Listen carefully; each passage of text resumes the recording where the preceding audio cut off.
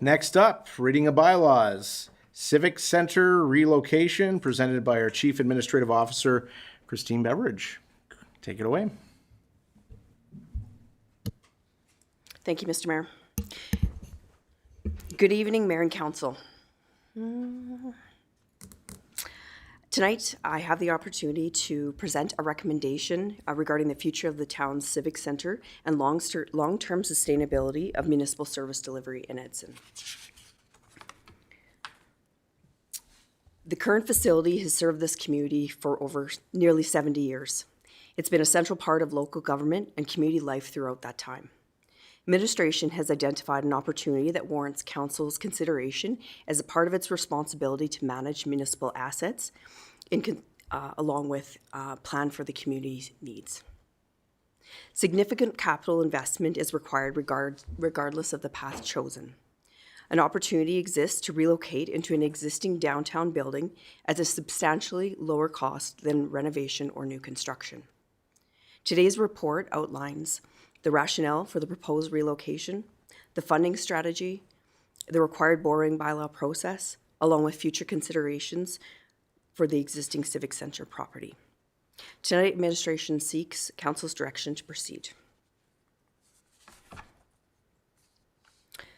An independent engineering assessment completed in 2024 found that the building requires significant investment to remain operational, with nearly $1 million in maintenance needs expected over the next 5 years and close to $1.68 million over the next 20, just to maintain what exists.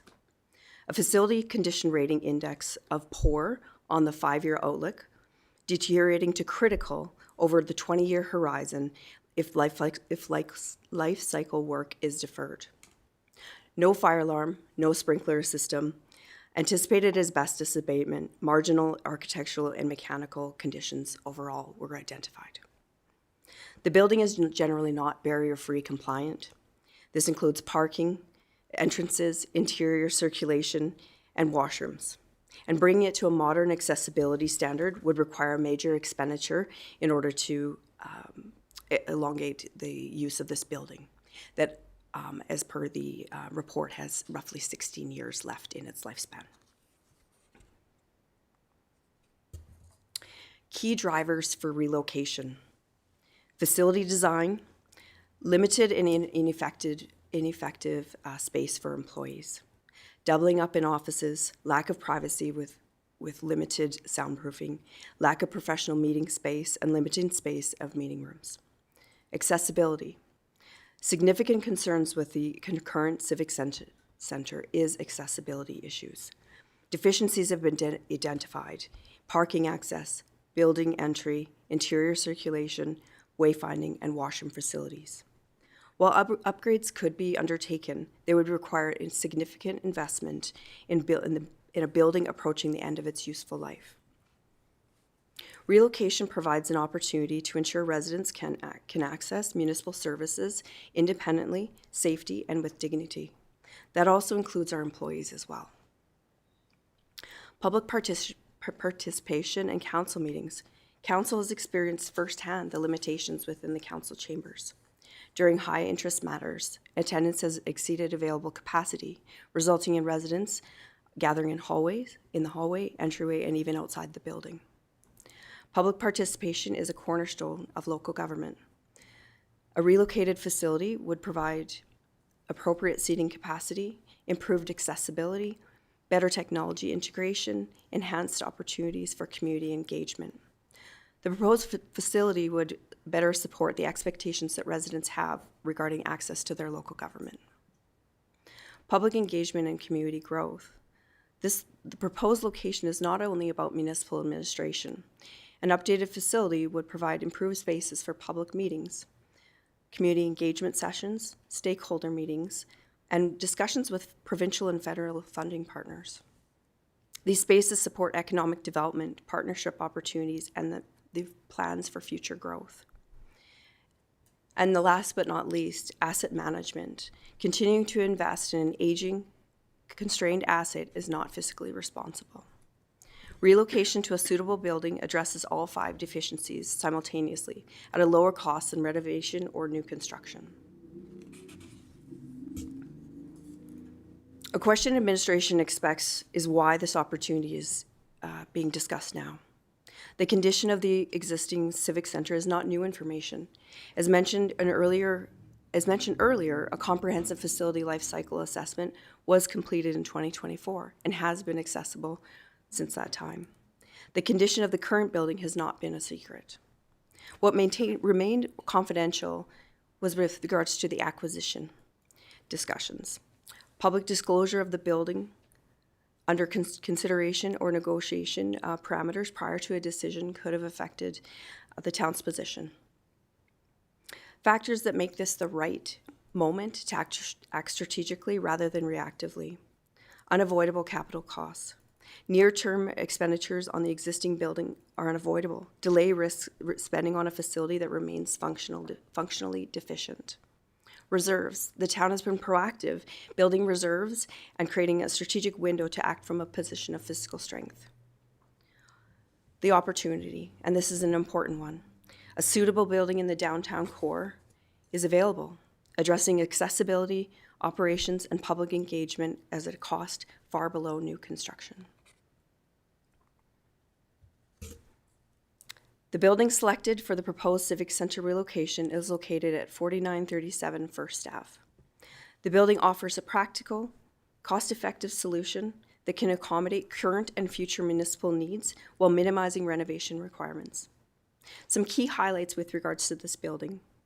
It's 27,054 square feet, commercial office space with ample space for municipal services.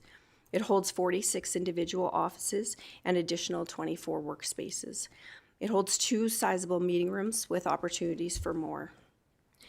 It's located on 1.35 acre site in a prominent downtown location with Main Street exposure.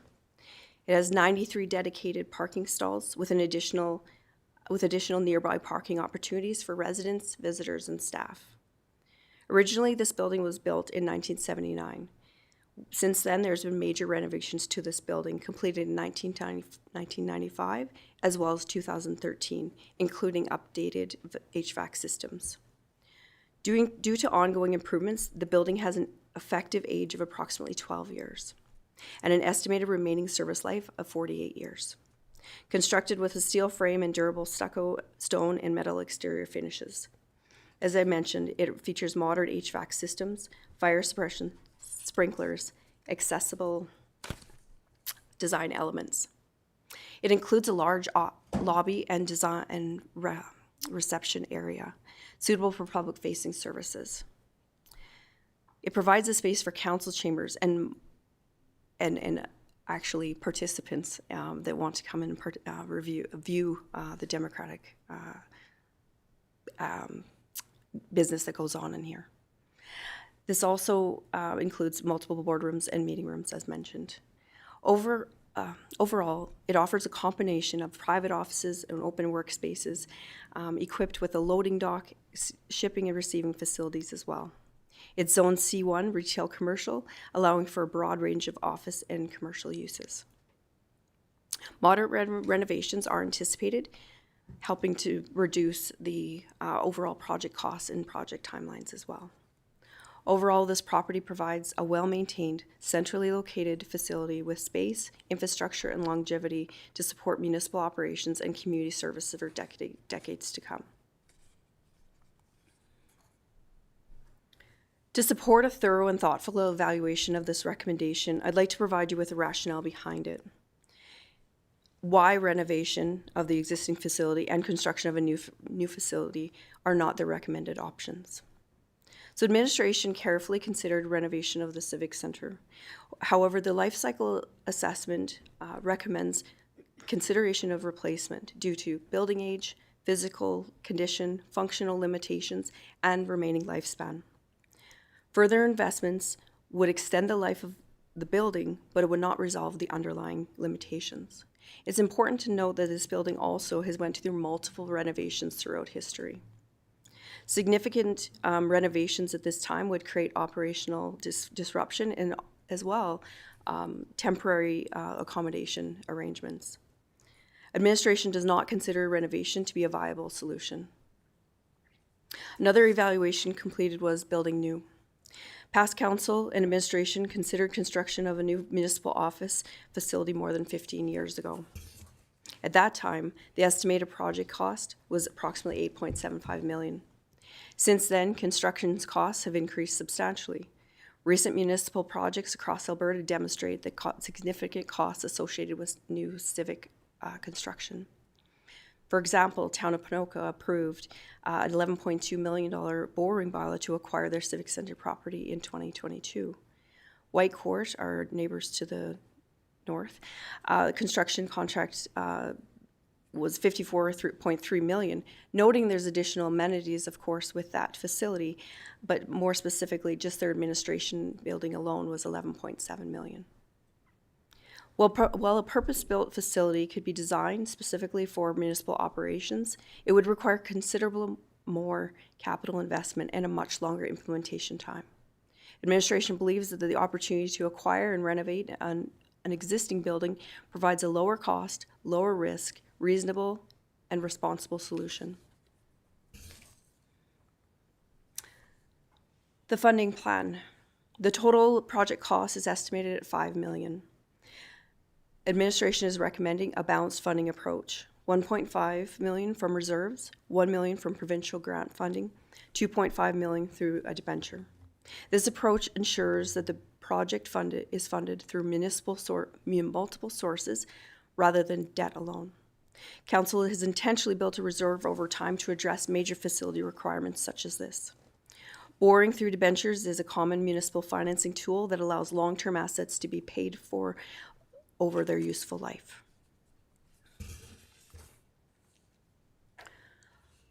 With regards to the debenture bylaw process, it's a legislative process required under the Municipal Government Act. The steps: first reading. Following first reading, a notice must be advertised for 2 consecutive weeks. Electors would have 15-day petition period that leads to August 18th. If no sufficient petition is received, council may proceed with the second and third readings, which would put potentially to September 1st. The bylaw then moves to the legislative waiting period before becoming valid. That the final opportunity there at the end would be October 1st if no valid petition is received.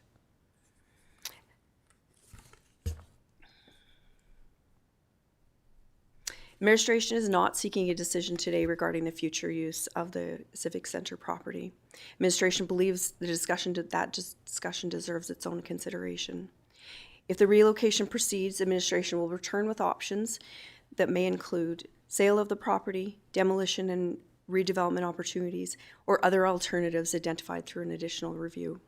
This approach allows council to consider the future of the site separately with complete information in order to make a data-driven decision.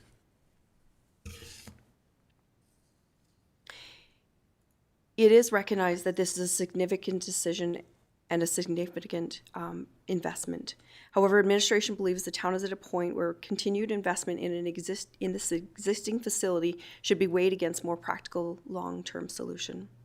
The proposed relocation addresses accessibility, public participation, customer service, operational efficiency, and asset management objectives in a way that this current facility cannot.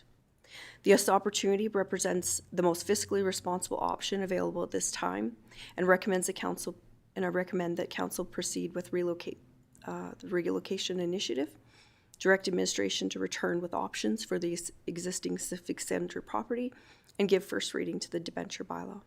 Thank you for your attention, and I'm happy to answer any questions.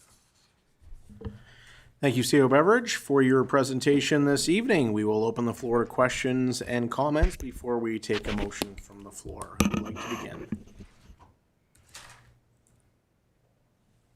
Councillor Taylor.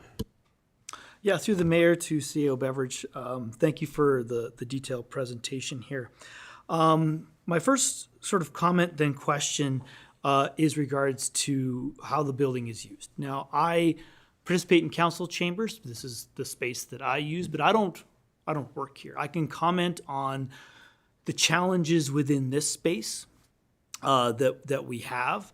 For anybody listening at home, the challenges within a council space that we have is certainly first, we start off with the makeup of this table. Now, typically, a council table is separated from an administration table in most council chambers. We have a U shape, and I certainly sit across from Councillor Positiony, and all great and everything. He's great to look at, I'm sure, but most councils are sort of seated towards the gallery. Now, of course, building a whole or purchasing a new building just for that, I can see is maybe not reasonable. But CL Beverage alluded to the fact, and this is the biggest concern, and that is when we have contentious issues or big public hearings, members of the public want to come down and participate in the process. And we've had a number of occasions, like even just over the last few months of this term and certainly last term, we've had many people come down, and I think of the rural renewal stream being perhaps one of the biggest ones. We have only maybe a dozen chairs in here. They were all filled up. And then after that, people have to sit in the lobby.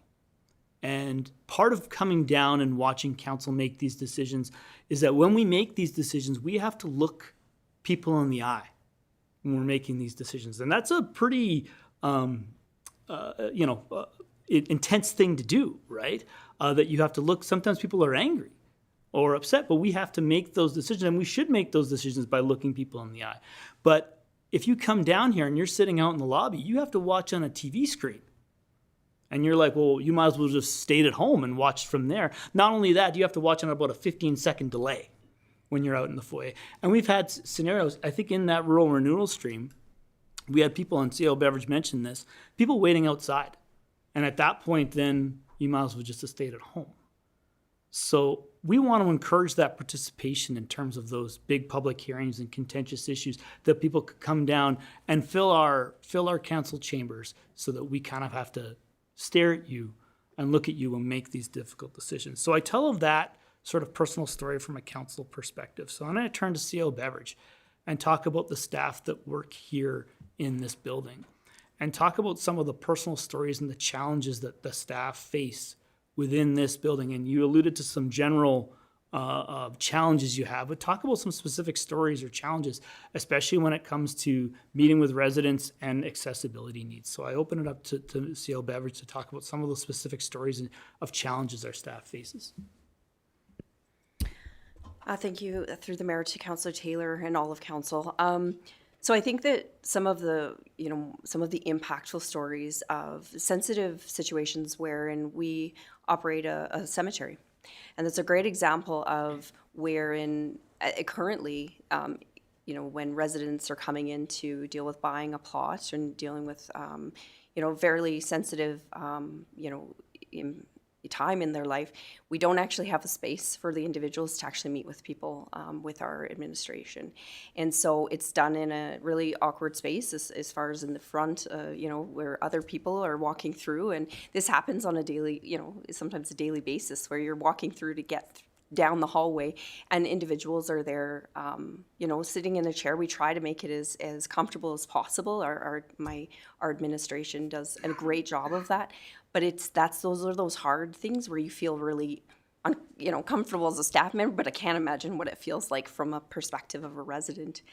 Another example as well is that, our the ability for our economic development officer, I'll use that as one of our examples. We have that individual in the back corner in an open space that is potentially dealing with hopefully some very exciting things for our community. And we don't have a space for that individual to have those conversations on the phone, to be talking to businesses without everyone hearing. That's a common issue in this building, is that even our walls are paper thin, it feels like at times, and we've done a lot to try to mitigate that. But it's still not conducive to, sensitive discussions that potentially are not to be shared with others. HR is a great example of that. We've done a lot there, but it's still not ideal. I would say, other examples are when we're interviewing, trying to recruit and get people to work with us. When we're doing our interviews, we're in a room that's about, it fits probably 4 or 5 people comfortably-ish, maybe, but it's a really incredibly awkward space. Or we have to travel across town to to the MP's office to do our interviews there. And that's just things that we've done to help, through that opportunity to, actually have a panel, because that's often what we do is we have more than, 2 or 3 people involved in that interview process. Those are, some of those key pieces that jump out at me as far as those stories that you're asking me. As far as impact, I think you mentioned about chambers, and it's something I don't want to be lost. You may or may not recall we had some drip, water coming down from the ceiling recently with regards to in our chambers. And actually what they did was actually funnel that to another area, so it doesn't actually come through here, but it's going somewhere else, just to be able to manage that. Our HVAC system is we put off that project just based on this potential coming forward, but we're in a situation where it's a fairly substantial project for the town to undertake for this building, but it's so inconsistent and we continuously have the contractors coming in to make this comfortable. It's either we're boiling or we're freezing. There's no in between, I would say. Staff, we can't, some windows don't open, I'm getting very granular, but it's the reality of what our teams, our employees are working in. And, I think I could go on if you'd like me to, I can, but I think that's probably gives you a pretty good sense of, kind of those highly sensitive areas in which that, we see as a big issue and have seen as quite a big issue over time. Councillor Wilson-Lear. Thank you, Mr. Mayor. Through the mayor to CEO Beveridge and the rest of council, I would like to make some comments. I do want to acknowledge that our current Civic Centre has served Edson well for nearly 70 years. Supporting a relocation does not diminish that history, but rightfully recognizes that our community and municipal operations have simply outgrown what the building can reasonably provide. Staff are working in cramped spaces, as your presentation has been very thorough, and they're in constrained spaces. And as Mayor Zahara had mentioned in his public statement, that people, closets have been renovated. And I know when I toured the building or came into the building for this term, when they were speaking of an intern coming in, I did ask the question, well, where would we put that person? It's very obvious. So what stands out to me is that the question is not whether investment is required, it is where that investment will provide the greatest long-term value. Spending significant dollars to maintain the current facility still does not address its underlying accessibility, space, and functional limitations. This opportunity allows us to invest in an existing downtown building that can better serve our residents, staff, and community well into the future at considerably less cost than building new, and taking on that delayed risk of construction costs and things like that. I just wanted to mention before I ask my questions that I appreciate that the future of our existing Civic Centre will be considered respectfully and separately at a later time. After nearly 70 years of service to Edson, the building and its history deserves to be acknowledged, while allowing council to carefully consider all options and determine what ultimately makes the most sense for our community. I believe this relocation is a responsible and forward-looking investment, and I am fully supportive of moving this process forward and allowing the public process to proceed. With that, I do have 2 questions that are just out of due diligence. First, has a comprehensive building condition assessment been completed on the building we are proposing to acquire? And I know that's a pretty standard thing in any conveyancing deal. But are there any significant or immediate long-term capital requirements beyond what is included in the $5 million project budget? And I can add the second question if that's okay. And the funding plan, just from your presentation, I just wanted to ask, it includes $1 million in provincial grant funding. Is that funding confirmed? And I don't think from the presentation that it was noted as confirmed, but if not, what would the funding strategy be if the town does not receive the full amount of that grant? Thank you very much. CO Beveridge? Thank you very much. Through to Mayor Zahara, through to Councillor Wilson-Lear. So your first question was with regards to the inspection. So that is a part of the due diligence, and which we will be, that's what happens next. If this is approved and we move forward, then that report would be provided to us, and we'll go through that and see what things we need to address immediately. And the next question with regards to the grant, that is what we intend to use is the local government fiscal framework. So it's a grant that we received from the province. So it's confirmed. Thank you. Councillor Taylor?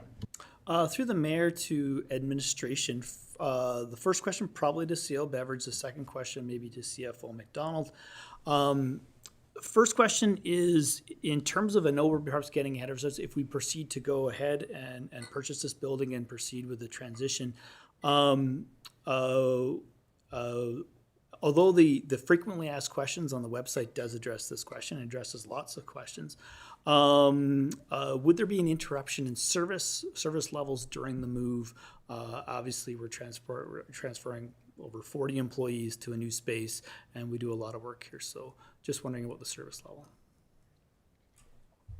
Through the mayor to Councillor Taylor, at this point in time, it is fairly preliminary where we're at in the process. However, I can assure you that, just like with the YCE multiplex project, minimizing program disruption is a key focus for us, and I think we understand the importance of ensuring that we serve the public in the most effective manner.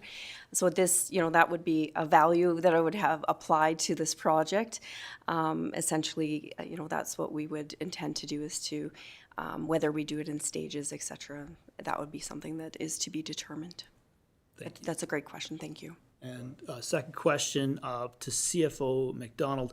Looking at the debenture amount, I think it was $2.5 million for the debenture. What would the estimated cost of the taxpayer be based on the assessed value of their property? House worth, say, $350,000 or $450,000.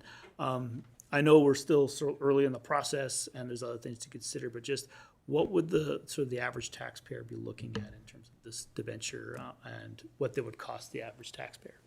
Go ahead, CFO McDonald. Thank you. Through the mayor to Councillor Taylor. It's difficult to provide a definitive tax impact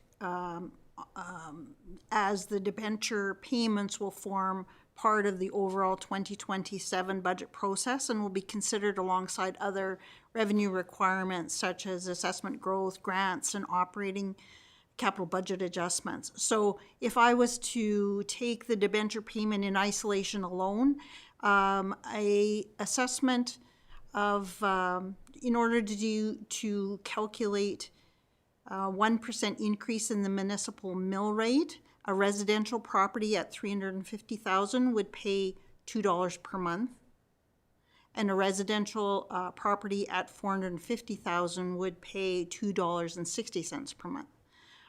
These figures are intended just to provide a general indication, though, and will be still part of the whole budget process for 2027. You're welcome. Thank you, CFO McDonald. Go ahead, Councillor Schramm. Yeah, through the chair board to all of council, administration, and the general public listening. Not really a question, more just of a comment. This building, like I say, Councillor Wilson-Lear had already said, has served this community very well for a very long time. But we've outgrown it. That's the reality. As a community, we've outgrown this facility. And I think this is just a great opportunity. And opportunities are only opportunities if you take advantage of opportunities for the community to really look at another facility for a very reasonable cost. We've seen the numbers already for building new. We've seen the numbers for renovations of this facility. And that's why I'm kind of supporting this relocation to this building and purchase. It just makes a lot of sense. It's a building that'll serve this community for a very long time moving forward with some renovations, there's no doubt, but that's already incorporated mostly into that $5 million budget. I think we would be remiss in not taking advantage of this opportunity. And that's why I really support this move. And I think thank administration for the work done in looking at the building, making sure it's going to meet our needs, which I think it will very much so, and allowing our community to move forward in a positive way. Thank you, Councillor Schramm. Anybody else want to make any comments? Councillor Pasichny. Through the mayor to council. We needed one 16 years ago, so I 100% support this decision, and I can't see a more economical way of doing it. And the cost savings are I think it's a great plan, and the savings alone make it a lot more worth it. If you can just consider that 16 years ago it was going to be 8.7 million, and that building today would probably be 15 or 20 million dollars to build that same building. So I definitely support this project and going forward with this. Councillor Taylor. Through the mayor to council, administration, and everybody watching. When we look at a relocation or purchasing a new building for a civic building or even renovating or building new, it's always controversial because it becomes like we're spending $5 million here. Well, why don't you spend $5 million on roads? Why don't you spend $5 million on more on the multiplex instead of this space? Well, as a council, we're asked to make decisions on all elements of the town, not just roads and sewers and things like that. And we must look at this space too. We heard tonight the work that has to be put into this building, that must be put in. And that's without a renovation to it. That is just to upkeep this building and make sure that it's a safe facility for our staff and our residents. So anybody who says that do nothing to this space and we can stay here, that's not an option. If we look at perhaps just staying here, we then have to put in $1 million within the next few years. We have to put in 1.68 within the next 20 years. And then we're probably looking at a massive renovation to this space. And essentially you'd be looking at probably just gutting the building and starting over again. And I want to just be clear on this. We did that to a building here in town not too long ago. We did it to the library, and that was $3.7 million. That was only just a few years ago. Now we're 100% going to be well over $5 million if we want to look at staying within this space. If we were to build new, Councillor Pasichny said it, looking just at Whitecourt, almost $12 million just on that space if we want to build new. Not to mention we have to find a space in town to do that. So looking at this option here, we are probably getting the best bang for our buck. We're getting a larger space. Yes, there will be some renovations, but there's added bonuses, and now CO Beverage has sort of announced the space that we're looking at.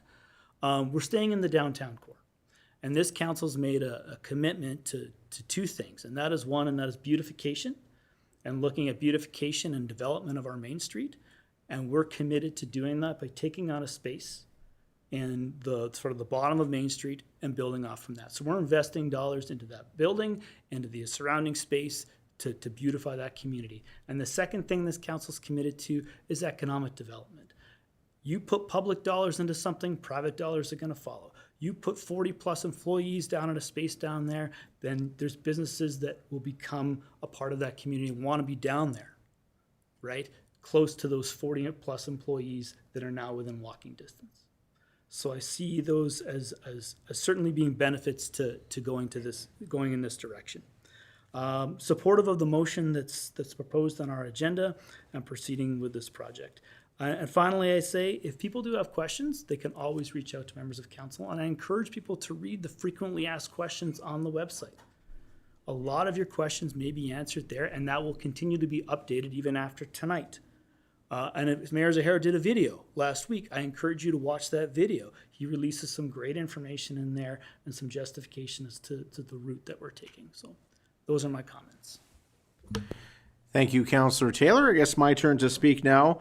Councillor Pasichny and I had the opportunity to be involved in the project 16 years ago, and it was disappointing that project did not move forward at that time, and there were various reasons for that. The needs have only increased. Since that time, progressive councils and administrations have struggled with making decisions regarding this building. We've had ideas on how to beautify this space, how to maybe do some modern renovations, and it's always been, do we want to put money into a building we know that does not suit our needs anymore? And we've kicked that can down the road term after term after term. We have an incredible, and Councillor Schramm said, an incredible opportunity. The building that is located on First Avenue was vacated just over a year ago. It's undergone massive renovations. It is state of the art, if I could say, compared to this building. With the spaces, it's secure. There's safety concerns in this building, and CO Beverage mentioned we don't have sprinkler systems, no fire alarms. We've had some security incidences in the past. Behind us here is a closed off area. We had to close it off due to people just walking back there, and we had a situation here in this building, and staff are stuck. There's no way to get out the other side. Luckily, that didn't turn into something more serious. We have staff sharing offices. We have, you talk about economic development. You talk about trying to showcase your community, and you're talking to government ministers, presidents of companies. We had Midwest Pipelines in here and the TMX, and you're cramping into these embarrassing meeting spaces. And there is something to be said about what it looks like when you're coming into a building that looks like it's ready to, it's way past its best before date. And if the municipality isn't willing to invest, then why would a company invest in the community? This building is vacant. It'll be fantastic to have that building filled once again, to have our employees in the downtown, to reinvest in the downtown, and opportunities for the existing space. Council will make that decision down the road. You're not going to get a better value than what we have here today. So I do appreciate the staff for taking the time to do a thorough review of this. This was not really something that we were planning on doing, but an opportunity presented itself. And so I'm fully in support. I have to say, I'm a little disappointed we don't have more members of the public here tonight to be in part of this. But I think, seeing some of the commentary, I think most residents do realize the time has come that a decision needs to be made. So I look forward to making this process move forward. So with that, I will just have one question for administration. What type of timeline are we looking at in terms of, say, if everything goes according to plan, when would you expect the minor renovations to that building occur and anticipate starting to transition to the new location? Do you have any timelines in mind? Thank you, Mr. Mayor. That is the question. Essentially, at this stage, with the information that I have at this moment, I'd be probably shooting for Q2 of 2027. That would be ideal, but that's with all the stars aligning, in which at this point in time I cannot commit to. So I will reserve my comments as far as giving you a confirmation, but that information would be coming forward to council as things progress through our due diligence, even just through the due diligence section of what we're doing with this acquisition. But that's the ideal state, what I would like to see. Excellent. Thank you very much. Council, I'll take a motion from the floor, please. And we do have a motion that is slightly different than what's in your package, so you can read it off the screen there. Go ahead, Councillor Schramm. I move that council direct administration to proceed with the proposed Civic Center relocation project for $5 million excluding GST. Thank you. Any questions, comments, or concerns? Seeing none, all those in favor? That motion is carried unanimously. Can I get the next motion, please? Go ahead, Councillor Taylor. I move the council direct administration to return to council with a report outlining options for the future of the existing Civic Center property, including but not limited to the sale of the property in its current condition, demolition and redevelopment opportunities, and associated costs. Thank you. Any questions, comments, concerns? Seeing none, all those in favor? That motion is carried unanimously. And can I get the third motion, please? Councillor Pisichny. I move that council give first reading to bylaw number 2340. Thank you. Any questions, comments, or concerns? Seeing none, all those in favor? That motion is carried unanimously. Thank you, everyone.